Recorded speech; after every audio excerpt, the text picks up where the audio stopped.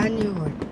Assalamu alaikum mai saurare, barkanka da jimirin kasancewa tare da mu a wannan rana a yau 17 ga watan Agusta shekarar 2022.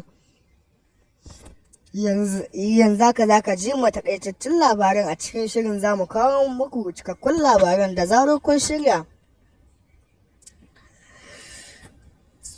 Wawan ɗan takara a jam'iyyar PDP Alhaji Atiku Abubakar a yau ne ya kai wa wancan ɗan takarar Rabi'u Musa Kwankwaso ziyara sakamakon yana neman haɗin kan shi a zaɓe da zai zo bayan shekara 4 da Tinubu zai yi.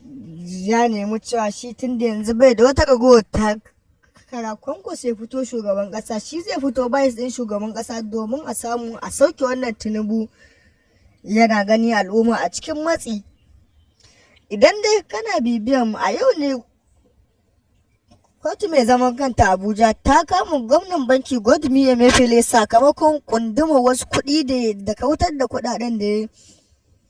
A yau ne dai aka gurfanar da Godwin Emefiele a gaban kotu sakamakon ya shagwana da wasu makudan kuɗi wanda akalla ba a ƙasa gaba da aka kimanta kuɗin. Duk wani ɗan Najeriya yana da kusan miliyan ɗaya a cikinsu. Muna fatan idan wannan ne farkon shigowarka za ka danna mana subscribe, sannan ka taba mana alamar karuwa domin samun sababbin shirye-shiryenmu da zarar mun dora